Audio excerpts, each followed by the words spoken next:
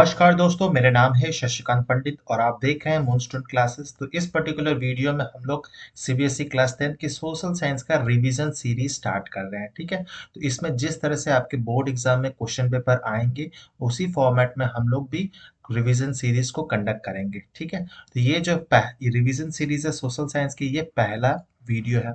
मैंने मैथ्स और साइंस का वीडियोस जो है रिवीजन सीरीज वो भी स्टार्ट कर चुका हूँ। अगर आप वो नहीं देखें तो आप उसका जो लिंक है वो आपको डिस्क्रिप्शन बॉक्स साथ ही साथ पिन कमेंट में भी रिवीजन सीरीज का वीडियोस आपको मिल जाएगा, तो आप वहां से इजीली देख सकते हैं क्लास 10 के लिए। ठीक है, तो इसमें इस पर्टिकुलर वीडियो में हम लोग जो है वो 25 क्वेश्चंस डिस्कस करेंगे। ठीक है, और ये कौन कौन से सेक्शन से होंगे, तो सेक्शन ए सेक्शन जो होगा ये section A, B, C, D, E and F. तो there will be five six section है ना। सोशल साइंस में 6 सेक्शंस आएंगे। ठीक है, जिसमें से पहला जो ए सेक्शन है उसमें एमसीक्यू क्वेश्चन होंगे 20 मार्क्स के। बी सेक्शन जो होगा वो 2 मार्क्स के क्वेश्चन आएंगे। सी में 3 मार्क्स के आएंगे। डी में 4 मार्क्स के आएंगे। एंड ई जो होगा वो कंप्रीहेंशन होगा 12 मार्क्स का, है ना। एंड एफ जो हो जाएगा स्पेशली सोशल साइंस के लिए, जिसमें मैपिंग का क्वेश्चन आएगा। ठीक है, तो ये 6 सेक्शन होंगे। इस पर्टिकुलर वीडियो में हम लोग 3 सेक्शन के बारे में डिस्कस करेंगे, ए, बी एंड सी। ठीक है, तो इस वीडियो को अंत तक जरूर देखिएगा, बहुत ही इंटरेस्टिंग होने वाली है। और ये सब जो क्वेश्चंस आप डिस्कस करेंगे, ये सब क्वेश्चन आप एक्सपेक्ट कर सकते हैं कि ऐसा क्वेश्चंस बोर्ड्स में भी आए। ठीक है, इसी तरह से आएगा, नॉट एग्जैक्टली सेम आएगा, है ना। सेम जरूर है कि नहीं आ सकता, लेकिन आ भी सकता है। तो इस तरह के क्वेश्चंस को आप जरूर से जरूर प्रैक्टिस कीजिए। जितना ज्यादा प्रैक्टिस करेंगे उतना ही आपके लिए बेनिफिट होगा। तो चलिए बिना टाइम गवाए हम लोग स्टार्ट करते हैं इस वीडियो को, और एंड तक जरूर देखिएगा। सबसे पहला जो क्वेश्चन है हमारा वो है कि identify the crop with the help of the clues given below. This crop is used as both food and fodder. It requires temperature from 21 degrees Celsius to 27 degrees Celsius. It is a kharif crop which grows well in old alluvial soil. ठीक है, तो ये सारे बहुत सारे hint दिए गए हैं। दैट इज ये फॉडर भी है, फूड भी है। ठीक है, चारा की तरफ भी यूज किया जा सकता है। टेम्परेचर जो है 21 से 27 डिग्री। एक सबसे बड़ा क्लू है जो वो खरीफ क्रॉप है। खरीफ है मतलब वीट तो होगा नहीं, आप एलिमिनेशन टेक्निक भी लगा सकते हैं। मिलेट्स, क्योंकि ओल्ड एलुवियल सॉइल में मिलेट्स ग्रो करता नहीं है, तो ये भी एक्सक्लूड हो जाएगा। रह गया, क्या पल्सेस फॉडर की तरह यूज होता है, हाँ ये भी होता है। लेकिन टेम्परेचर जो है वो किसको सूट करेगा, ओल्ड एलुवियल किसको सूट करेगा, वो मेज को सूट करेगा। ठीक है, तो इसका जो मोस्ट अप्रोप्रिएट आंसर होगा वो मेज होगा। ऑप्शन जो बी होगा इसका करेक्ट आंसर हो जाएगा। ठीक है, सेकंड क्वेश्चन की तरफ मूव करते हैं कि which one of the following term is used to identify the old and the new alluvial respectively. ठीक है, तो बहुत ध्यान से पढ़ना है, रेस्पेक्टिवली पूछा गया, ओल्ड एंड न्यू। तो ओल्ड एलुवियल सॉइल को बोला जाता है बांगर, एंड न्यू एलुवियल सॉइल को बोला जाता है खादर। ठीक है, तो ये भी हम लोग ने ज्योग्राफी वाले सेक्शन में डिस्कस किया था, तो ऑप्शन सी हो जाएगा। बहुत इजी क्वेश्चन है ये। थर्ड क्वेश्चन देख लेते हैं कि according to human development report of UNDP, UNDP कभी कभी एक्सपैंड करने के लिए आ जाता है, तो ये UNDP means United Nation development programme. ठीक है, तो बहुत इंपॉर्टेंट है यूनाइटेड नेशन डेवलपमेंट प्रोग्राम। और ये 2018 की है, लेटेस्ट भी आई है। लेटेस्ट जो एचडीआई रिपोर्ट है ना, एचडीआई इंडेक्स है, ह्यूमन डेवलपमेंट इंडेक्स। इसमें भी इंडिया का रैंक जो है कुछ हद तक 131 के आसपास ही इंडिया का जो रैंक है वो झूलता रहता है। तो इसमें दिया है श्रीलंका का इंडिया से बहुत अच्छा है। नेबरिंग कंट्रीज में पाकिस्तान का इंडिया से बुरा है, नेपाल का बुरा है। ठीक है, तो क्वेश्चन क्या है कि why India's rank low in human development index despite of its huge size and population. Select the most suitable option for the following. ठीक है, हमारे पास इतना पॉपुलेशन सब कुछ है, हम लोग जीडीपी के मामले में वर्ल्ड में 5वें नंबर पे आते हैं, बहुत कुछ है हमारे पास, इकोनॉमिक प्रॉस्पेरिटी है, फिर भी हमारे पास ह्यूमन डेवलपमेंट इंडेक्स में हमारा रैंक इतना पीछे क्यों है। ऑब्वियसली क्वेश्चन में हिंट छुपा हुआ है कि पॉपुलेशन इतना ज्यादा है। क्या किया जाएगा, पॉपुलेशन इतना, श्रीलंका एक छोटा कंट्री है, लिटरेसी रेट अच्छा है, एजुकेशन फैसिलिटीज अच्छी हैं, हेल्थ फैसिलिटीज अच्छी है, इसीलिए श्रीलंका बेटर है। लेकिन उसका भी जो रैंक है रिसेंट स्टडीज में, उसका रैंक भी डिक्रीज हुआ है, क्योंकि वहां पे इकोनॉमिक कोलैप्स आ चुका था। तो ऑप्शंस देख लेते हैं, ऑप्शंस क्या है। लेस इन्वेस्टमेंट इन सोशल इंफ्रास्ट्रक्चर, हाँ ये भी एक कारण है। Gender inequality is still prevalent, कुछ हद तक इंप्रूवमेंट हुई है इंडिया में, लेकिन अभी भी प्रेवलेंट है। Increasing income inequalities among different section of the societies, ये सबसे सबसे इंपॉर्टेंट है, जिसमें हमें जो इकोनॉमिक डिस्पैरिटी है, अमीर और अमीर होते जा रहे हैं और पुअर जो है और गरीब होते जा रहे हैं। ठीक है, तो ये सबसे मोस्ट अप्रोप्रिएट होगा, लेकिन ऑल ऑफ द अबव भी है। ठीक है, तो चारों ऑप्शन को पढ़ना बहुत जरूरी है। मोस्ट ऑफ द स्टूडेंट्स क्या होते हैं, वो चारों ऑप्शंस नहीं पढ़ते हैं, तो उसी में गलती हो जाएगा। तो ऑल ऑफ द अबव इसका सही आंसर होगा, करेक्ट आंसर डी होगा। ठीक है, तो सारे ऑप्शंस पढ़िए और ध्यान से पढ़िए, जल्दीबाजी मत कीजिएगा, क्योंकि सिली मिस्टेक्स होने के चांसेस बहुत रहेंगे आपके। नेक्स्ट क्वेश्चन नंबर 4 देखते हैं। विच one of the following is the leguminous crop? तो ये एग्रीकल्चर से रिलेटेड था, जो ज्योग्राफी में था। लेग्यूमिनस क्रॉप जो जो नाइट्रोजन फिक्सेशन में हेल्प करता है जनरली, ये आप क्लास 11th की बायोलॉजी में पढ़ेंगे लेग्यूमिनस क्रॉप्स के बारे में। ठीक है, जिसमें मिलेट्स है, मेज है, पल्सेस है, सुगर केन है। ठीक है, तो सबसे जो मोस्ट अप्रोप्रिएट आंसर होगा obviously option number B, that is pulses. ठीक है, जो दलहन होते हैं, दलहन वाले क्रॉप जो होते हैं, वो होते हैं पल्सेस के कैटेगरी में, तो वो लेग्यूमिनस क्रॉप है, नाइट्रोजन फिक्सेशन में हेल्प करते हैं। ठीक है, क्वेश्चन नंबर 5 देखते हैं कि the activities involve in tourism like guide, hotel, travel, food etcetera are included in which sector of the economy? ठीक है, तो कौन सा सेक्टर में आ जाता है? Public sector, tertiary sector, unorganise sector, primary sector? तो प्राइमरी सेक्टर तो होगा नहीं, और टूरिज्म क्या पब्लिक सेक्टर है? कुछ हद तक कह सकते हैं पब्लिक सेक्टर है, लेकिन इसका मोस्ट अप्रोप्रिएट जो आंसर होगा वो टर्शियरी सेक्टर होगा। ठीक है, ये सर्विस सेक्टर के अंतर्गत आएगा, तो ऑप्शन नंबर बी जो है वो करेक्ट आंसर हो जाएगा। क्वेश्चन नंबर 6 देखते हैं कि which of the following options are correct about the features of economic situations which existed in Europe? ठीक है, तो यूरोप में ये हिस्ट्री से रिलेटेड क्वेश्चन है कि migration of population from rural to urban regions, हाँ ये बिल्कुल हुआ था। Small producer had to face stiff competition from England, हाँ क्योंकि इंग्लैंड में एक इंडस्ट्रियल रिवॉल्यूशन आ चुका था। Industrial revolution became more advanced in most countries of Europe, नहीं ये दोनों ही statement second and third contradictory है, ये नहीं होगा, क्योंकि इंडस्ट्रियल रिवॉल्यूशन इंग्लैंड में ज्यादा हुआ था, बाकी पार्ट ऑफ यूरोप में नहीं था, तो एक डिस्पैरिटी थी। फिर फोर्थ है कि number of job seeker exceeded the employment opportunities, हाँ ये भी स्टेटमेंट जो है सही है। तो 1, 2 and 4 are correct, that is option number C is our correct answer. ठीक है, बहुत बहुत इंपॉर्टेंट क्वेश्चन है, और इस टाइप ऑफ क्वेश्चंस आप जरूर से जरूर एक्सपेक्ट कीजिएगा कि ऐसा क्वेश्चंस आ ही सकता है। नेक्स्ट क्वेश्चन नंबर 7 जो है, which of the following statement held that workers are exploited in the unorganized sector? Identify the correct option. ठीक है, तो वर्कर किस तरह से अनऑर्गेनाइज सेक्टर में एक्सप्लॉइट होते हैं, उनके ऑप्शंस देखते हैं। सबसे पहले कि there is no fixed number of working hours, हाँ बिल्कुल सही स्टेटमेंट है। They do not get other allowances apart from daily wages, हाँ ये भी सही है, कभी कभी तो डेली वेजेस भी नहीं दिया जाता, अगर वो ओवर टाइम करे तो उसका भी पैसा नहीं दिया जाता है। They can be asked to leave the job at any time, हाँ जॉब सिक्योरिटी नहीं होता है। Workers are registered by the government and have to follow its rules and regulation, अगर रजिस्टर्ड होता तो वो अनऑर्गेनाइज सेक्टर क्यों होता? तो ये जो स्टेटमेंट है गलत है। तो 1, 2 and 3 that is option number C is the correct answer. फिर क्वेश्चन नंबर 8 देखते हैं। असर्शन रीजनिंग का है, असर्शन रीजनिंग का 3 से 4 क्वेश्चन आप एक्सपेक्ट कर सकते हैं, सेक्शन ए में ही आएगा। ठीक है, तो असर्शन क्या है? Rubber is grown in tropical and सब ट्रॉपिकल एरियाज, बिल्कुल सही स्टेटमेंट है, इसीलिए केरला जो है सबसे ज्यादा लार्जेस्ट प्रोड्यूसर है अपने कंट्री में, इंडिया में। ठीक है, रीजन क्या है? It requires moist and humid climate with rainfall of more than 100 centimetre. यहाँ तक तो ठीक है, यहाँ मॉइस्ट ह्यूमिड क्लाइमेट चाहिए, बारिश उसको अच्छा चाहिए, and temperature above 50 degree Celsius. ऐसा क्या पॉसिबल है? 50 डिग्री सेल्सियस डेजर्ट एरिया में होता है, जैसे थार डेजर्ट, सहारा डेजर्ट, इन सब डेजर्ट्स में होता है। ठीक है, तो रीजन जो है वो इस कारण से गलत हो जा रहा है, यहाँ तक तो सही था लेकिन ये गलत हो जा रहा है। तो ऑप्शन नंबर सी जो है वो सही हो जाएगा कि A is true but R is false, तो option C is the correct answer. फिर क्वेश्चन नंबर 9 में चल जाते हैं, और ये क्वेश्चन बहुत बहुत इंपॉर्टेंट, वेरी वेरी इंपॉर्टेंट है। क्यों? क्योंकि जो पिक्चर वाले क्वेश्चन होंगे वो पिक्चर बेस्ड क्वेश्चंस आएंगे ही आएंगे, और पिक्चर बेस्ड क्वेश्चंस आने के ज्यादा चांसेस है सिविक्स से एंड हिस्ट्री से, ये दोनों टॉपिक से ज्यादा चांसेस है। ठीक है, लेकिन हाँ ज्योग्राफी या इकोनॉमिक्स से भी आ सकते हैं, लेकिन ज्यादा चांसेस मुझे जो लगता है वो सिविक्स एंड हिस्ट्री है।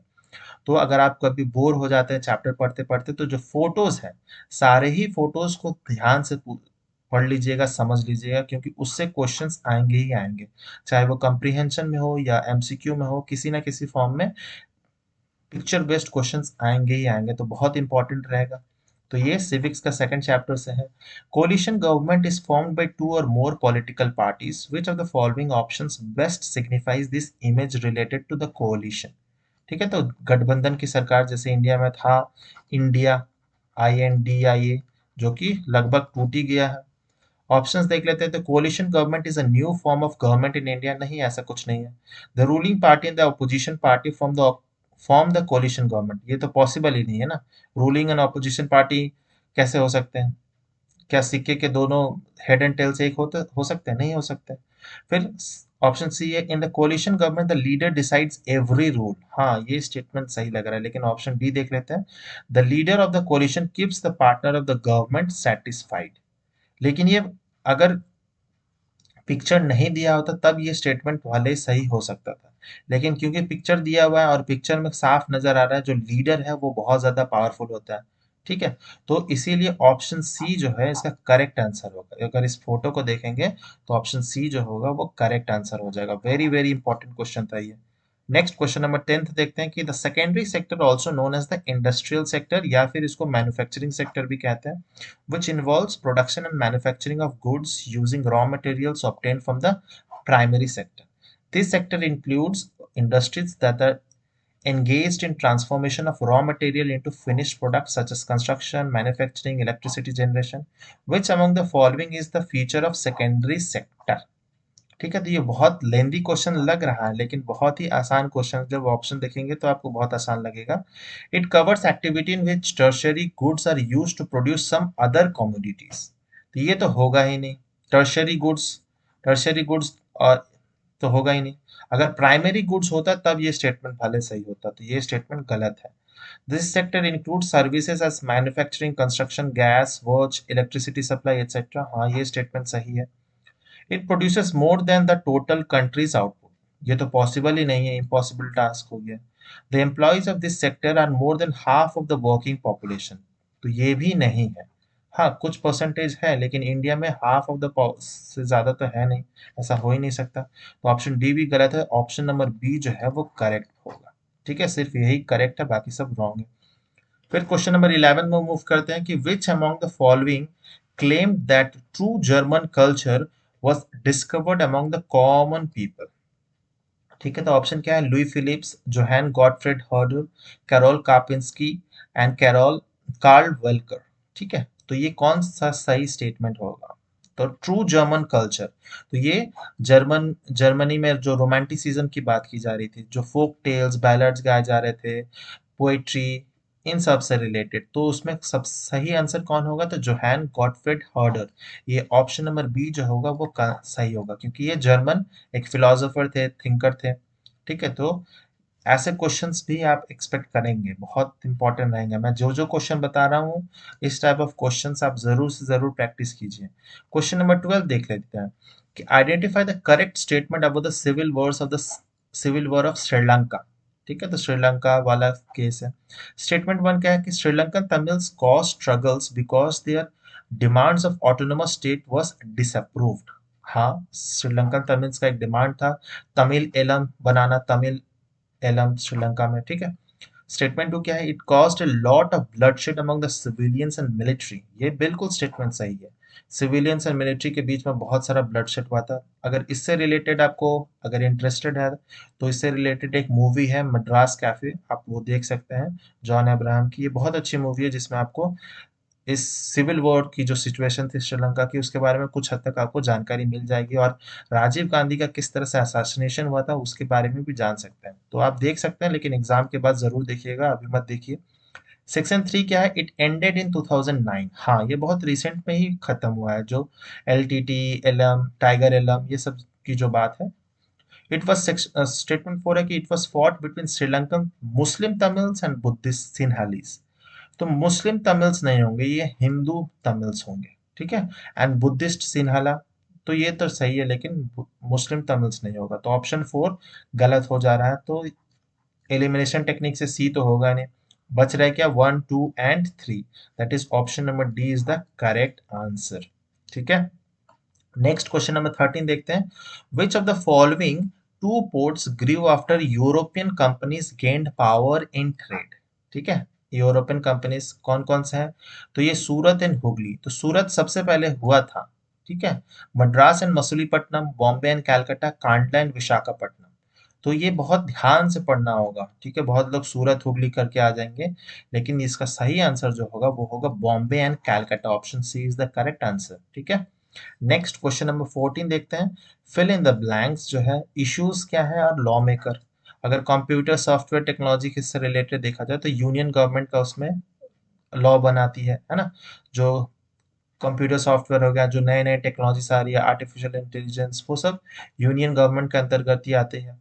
फिर ट्रेड यूनियंस जो बेसिकली रेसिड्यूरी पावर है, ये जो है कंप्यूटर सॉफ्टवेयर ये सब रेसिड्यूरी पावर्स है, ठीक है। तो रेसिड्यूरी पावर्स के बारे में भी बहुत पढ़ लीजिएगा अच्छे से, क्योंकि union list, state list, concurrent list से तो आता ही है, लेकिन रेसिड्यूरी पावर्स जो है, रेसिड्यूरी लिस्ट, इसके बारे में भी ध्यान रखिएगा।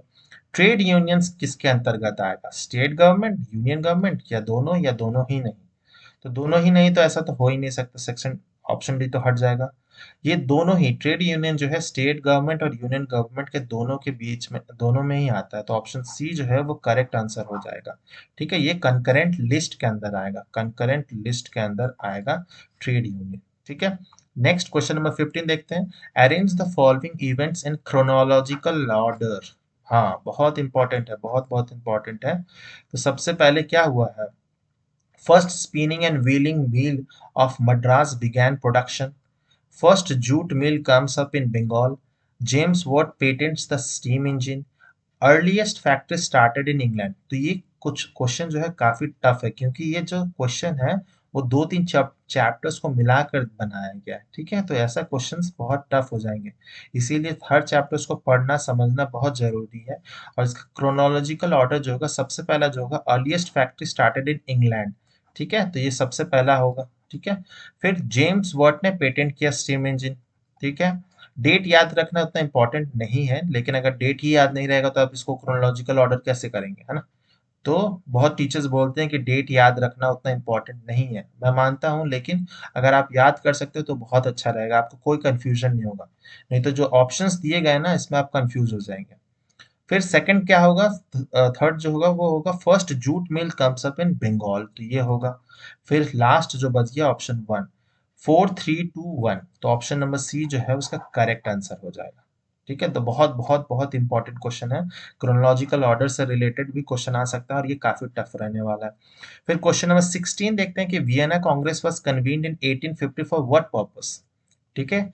बहुत इंपॉर्टेंट है, वियना कन्वेंशन क्या पर्पस था? To declare completion of German unification, to restore conservative regime in Europe, to declare war against France, to start the process of Italian unification.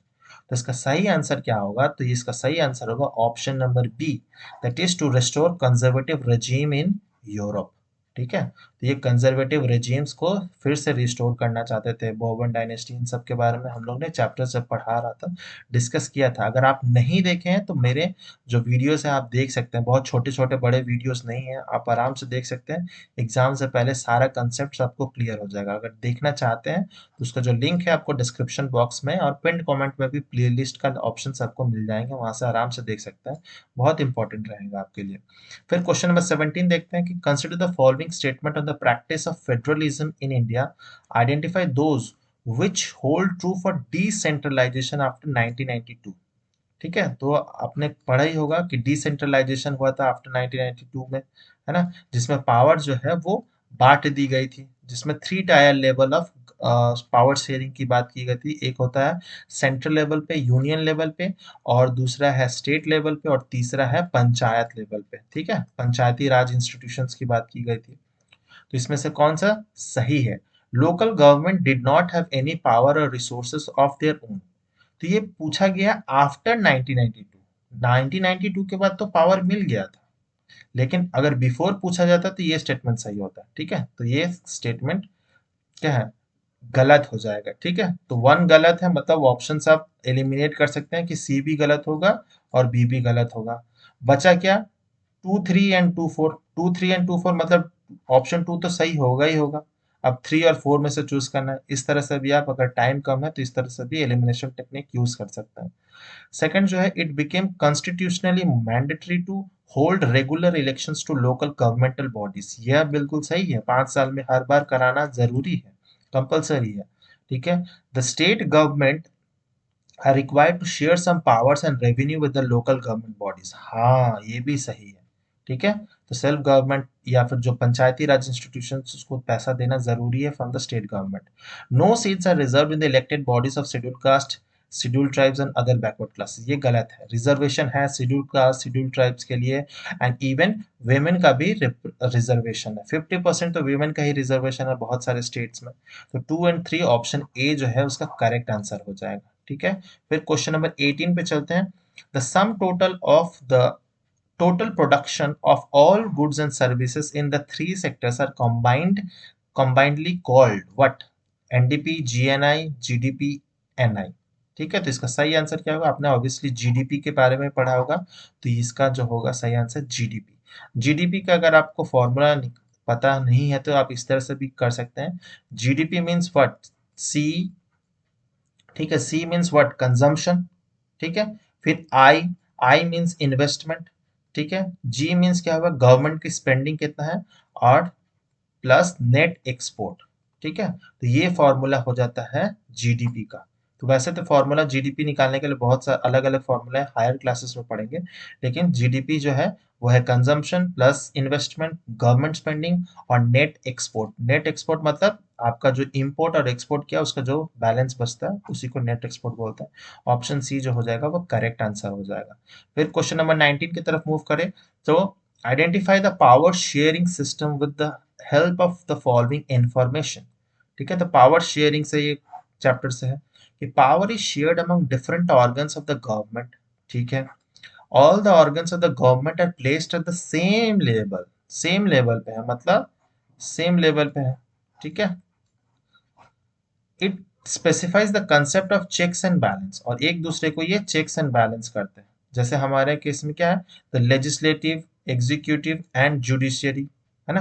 तो इसमें क्या होगा? Community government, vertical division of power, horizontal division of power, ये unitary form of government. Unitary form of government तो नहीं हो सकता, क्योंकि उसमें यूनिटरी फॉर्म मतलब क्या कि एक ही आदमी के पास पावर है, तो ये तो होगा नहीं। वर्टिकल भी नहीं होगा, क्यों? क्योंकि सेम लेवल में नहीं है ना।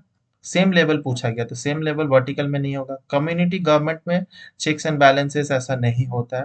तो ऑब्वियसली ऑप्शन नंबर सी जो है वो करेक्ट आंसर होगा, that is horizontal division of power. तो सोचिए इस टाइप ऑफ एमसीक्यू भी आ सकता है, तो आपको प्रैक्टिस करना पड़ेगा। चैप्टर को याद करने से कुछ नहीं होगा, अगर आपको कॉन्सेप्ट क्लियर नहीं होगा तो आप ऐसे क्वेश्चंस को नहीं कर पाएंगे सही से। ठीक है। तो तुक्का से एक दो आंसर सही भी हो सकता है, लेकिन सारे क्वेश्चन सही नहीं होंगे, इसीलिए कंसेप्ट क्लियर होना बहुत जरूरी है। इसीलिए मैं बार बार बोल रहा हूँ कि अगर आप नहीं देखे अभी तक वीडियोस को जरूर देखिएगा, चैप्टर्स को समझिए, रीड कीजिए एनसीईआरटी बुक्स को। और एनसीईआरटी बुक सबसे इंपॉर्टेंट है, आप कोई दूसरा तीसरा बुक पढ़ने का जरूरत नहीं है। अगर आप एनसीईआरटी बुक अच्छे से पढ़े होंगे तो अच्छा नंबर आएगा ही आएगा, ये गारंटी है मेरी। ठीक है। फिर क्वेश्चन नंबर 20 देखते हैं कि A is a worker in a garment export industry in Jaipur. He gets facilities like health insurance, provident fund, medical leave, etc. In which one of the following sectors is A working? कौन से sector में work कर रहा है? Primary sector, non governmental sector, organise sector या unorganise sector? तो ये क्योंकि इसमें provident fund, health insurance, medical leave ये सब कुछ मिल रहा है, तो ये ऑर्गेनाइज सेक्टर में ही हो सकता है। ठीक है। तो ऑप्शन नंबर सी जो है वो करेक्ट आंसर होगा। ठीक है। तो इसी तरह से हमारा सेक्शन ए जो है कंप्लीट हो जाता है, 20 क्वेश्चन एमसीक्यू के कंप्लीट होते हैं। नेक्स्ट क्वेश्चन नंबर 21 देखते हैं। Study the map thoroughly and mention about any one major irrigation dam which is located on the highlighted Indian state. ठीक है। तो इस मैप में अगर आपको नहीं पता चल रहा है तो ये हिमाचल प्रदेश में यहाँ पर मार्क किया हुआ है ए। ठीक है। तो यहाँ पर कौन सा एक मेजर डैम है? तो ऑब्वियसली आपको अगर मैपिंग, ज्योग्राफी से मैपिंग तो आएगा ही, और मैपिंग में दो टाइप के आएगा, या तो आइडेंटिफाई करने दिया जाएगा या फिर लोकेट करने दिया जाएगा। तो इसमें आइडेंटिफाई करना, और ये जो क्वेश्चन है सेक्शन बी का है, और ईच क्वेश्चन जो है सेक्शन बी से वो 2 मार्क्स का है। तो ये जो आंसर होगा इसका क्या होगा? वो होगा भाखड़ा नंगल डैम। जो कि एक कंक्रीट ग्रेविटी डैम है और किस पे रिवर पे, कौन से रिवर पे बिल्ड हुआ है, तो सतलज रिवर पे बिल्ड हुआ है। ठीक है, in the Bhakra village in Bilaspur district of Himachal Pradesh. तो आपको इतना जरूरत नहीं है लिखना कि भाखरा विलेज या बिलासपुर डिस्ट्रिक्ट, आप बस लिख सकते हैं कि Bhakra Nangal dam situated on the Sutlej river of Himachal Pradesh. आप इतना भी लिखेंगे तो आपको फुल मार्क्स मिल जाएगा। ठीक है, क्योंकि कंक्रीट ग्रेविटी डैम क्या होता है, वो जो इन्विजिलेटर होगा जो चेक कर रहा है उसको भी नहीं पता होगा, है ना। उनको भी नहीं पता होगा, क्यों? क्योंकि वो ऑब्वियसली ये सब सिविल इंजीनियर्स ज्यादा जानते हैं इनके बारे में, कंक्रीट ग्रेविटी डैम या कौन कौन से डैम्स के बारे में।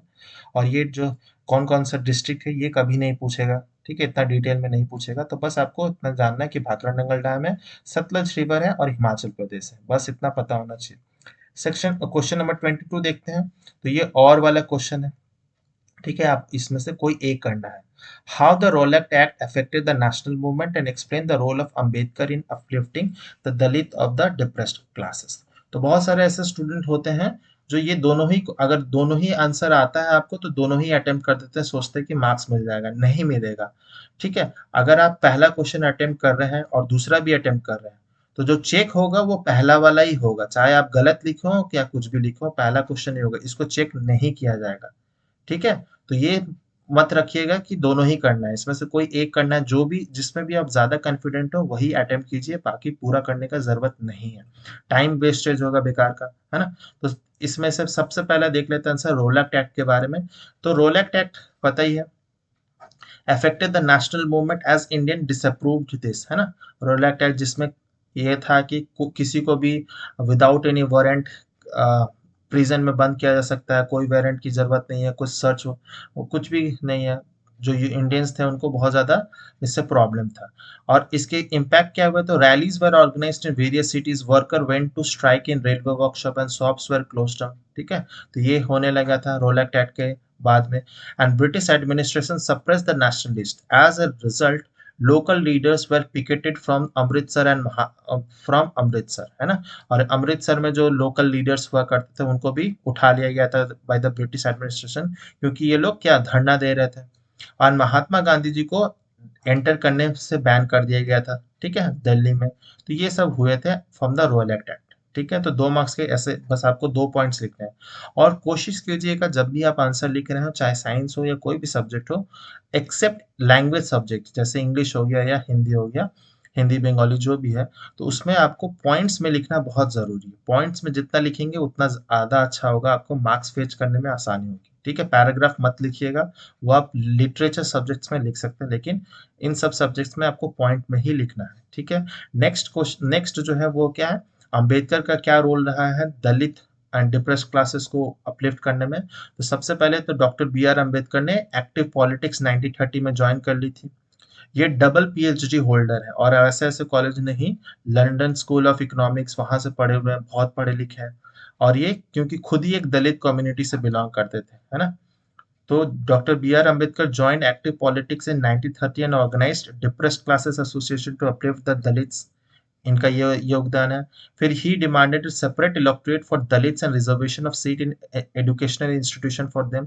और इन्हीं के कारण आज भी ये रिजर्वेशन मौजूद है, जो पिछड़ा वर्ग है, शेड्यूल कास्ट, शेड्यूल ट्राइब है, दलित्स हैं, इनके लिए रिजर्वेशन है अभी भी। ठीक है, तो बहुत सारे स्टूडेंट्स, बहुत सारे ऐसे लोग हैं जो इसका गलत फायदा तो उठाते हैं, लेकिन ये बहुत बहुत ज़रूरी है रिजर्वेशन होना। ठीक है, बहुत लोगों को हेल्प किया है। ठीक है, लेकिन बहुत लोग इसका नाजायज फायदा भी उठा लेते हैं। ठीक है, तो डॉक्टर बी आर अम्बेडकर दलित तो थे, हिंदू कम्युनिटी से बिलोंग करते थे, लेकिन जब वो डेथ हो रहा था, उनका डेथ होने से 6 महीना पहले ही वो बुद्धिज्म में कन्वर्ट हो गए थे। ठीक है, तो ये बस एक जनरल फैक्ट मैं बता दे रहा हूँ। नेक्स्ट क्वेश्चन को हम लोग देख लेते हैं, question number 23। What do you understand by the term investment, name a few companies which make the foreign investment. तो बहुत आसान सा, ये भी 2 मार्क्स का है कि the money that is spent to buy assets such as land, buildings, machines and other equipment is called investment, है ना। तो अगर आप कोई बिजनेस स्टार्ट करते हैं और उस बिजनेस को स्टार्ट करने के लिए आप जो खरीदी करते हैं, ठीक है, मान लेते हैं कि आप एक पानी पूरी का ही स्टॉल लगाना चाहते हैं, एक तरह से बिजनेस ही है। तो उसमें क्या करेंगे, आप उसको स्टॉल खरीदना पड़ेगा या बनवाना पड़ेगा, फिर बहुत सारे इंग्रेडिएंट्स खरीदने पड़ेंगे, यूटेंसिल खरीदने होंगे बहुत सारे, पार्सल के लिए यूटेंसिल्स ये सब खरीदने होंगे, है ना। तो ये सब क्या है, बेसिकली एक इन्वेस्टमेंट है, ठीक है। तो ये इसी को इन्वेस्टमेंट कहा जाता है आसान भाषा में। एंड कौन कौन सी कंपनीज है, तो हजारों कंपनीज है। The companies which make foreign investment in India, जैसे Nike, Coca Cola, Pepsi, Honda, Nokia, Tata Motors, Infosys, Ranbaxy, ये सब भी है, एशियन पेंट्स, हजारों ऐसे कंपनीज हैं। तो आप उनमें से दो तीन नाम दे देंगे तो काफी रहेगा, ठीक है। नेक्स्ट क्वेश्चन नंबर 24 देखते हैं कि when was the communist party of India founded, what were it's ideologies. ठीक है, तो बहुत बार ऐसा क्वेश्चन दिया भी जाता है लेकिन इसके चांसेस कम होते हैं कि डेट एग्जैक्टली पूछा जाता है। तो डेट एग्जैक्टली अब नहीं पूछा जाता है, ठीक है। लेकिन अगर डेट आपको याद रहेगा तो वेल एंड गुड, ठीक है। नहीं रहेगा तो ऐसा कोई दिक्कत नहीं होगा। तो आप एग्जैक्टली अगर याद है तो लिख सकते हैं 1925, नहीं है तो आप लिख सकते हैं। आइडियोलॉजीज क्या है, ये क्वेश्चंस आने के चांस कम है कि डेट एग्जैक्टली नहीं पूछेगा, ठीक ठीक है। लेकिन आइडियोलॉजीज तो पूछा जा सकता है, जो पार्टीज, जो नेशनल पार्टीज है या जो स्टेट पार्टीज है, रिकॉग्नाइज्ड पार्टीज है, उससे रिलेटेड क्वेश्चन पूछा जा सकता है, ठीक है। तो जैसे कि वेयर आइडियोलॉजी क्या है, सीपीआई, ठीक है। तो सीपीआई जो है अब दो भागों में बन चुका है, सीपीआईएम और एक सीपीआई। तो उनमें से जो इनकी बिलीफ जो है वो आइडियोलॉजीज या मार्क्स को फॉलो करते हैं, मार्क्सिज्म, कार्ल मार्क्स को फॉलो करते हैं, लेनिन को फॉलो करते हैं, माओ जेडोंग को फॉलो करते हैं, माओइस्ट भी कहा जाता है, ठीक है। Secularism, democracy. फिर it opposes the force of sectionism and communalism. तो सेक्शनिज्म क्या होता है, तो वो धारणाएं जो एक कंट्री से अलग होना चाहता है, एक नया देश बनाना चाहता है, उस फीलिंग को मेनली सेक्शनिज्म कहा जाता है। एंड कम्युनलिज्म वो होता है जो कि एक कम्युनिटी को अपना बहुत इम्पोर्टेंट मानता है, वो कम्युनिटी से जुड़े रहता है। तो ये सब इसको अपोज करते हैं सीपीआई। फिर ये लोग कैपिटलिस्ट के अगेंस्ट भी रहते हैं, है ना, कैपिटलिज्म के अगेंस्ट रहते हैं बेसिकली सीपीआई पार्टीज। तो ये सब आइडियोलॉजीज भी पूछा जा सकता है, ये भी 2 मार्क्स के हैं। तो 2 मार्क्स के हैं तो आपको दो ऐसे पॉइंट्स लिखने होंगे। नेक्स्ट क्वेश्चन नंबर 25, ये जो है क्वेश्चन नंबर 25 जो है वो सेक्शन नंबर सी से है, और ये है क्वेश्चन 3 मार्क्स का है, ठीक है। तो 25 क्वेश्चन नंबर क्या है, और इस वीडियो का ये आखिरी क्वेश्चन है कि Alpana is a student of class 10, she often get confused about the difference between primitive subsistence farming and intensive subsistence farming. Write 3 points of difference between primitive subsistence farming and intensive subsistence farming. तो बहुत सारे student क्या होते हैं, इतने लंबा question देखते हैं तो कंफ्यूज हो जाता है, लेकिन ये सबसे इजी क्वेश्चंस होते हैं और ये बहुत क्वेश्चन इजी है। एक लाइन में भी पूछा जा सकता था कि difference between primitive substance farming and intensive substance farming, लेकिन यही क्या किया गया है, थोड़ा सा घोल मटोल करके इसको पूछा गया है। और ऐसा ही क्वेश्चंस आपको आएगा, लेकिन आंसर तो आपको लिखना वही है, सेम चीज।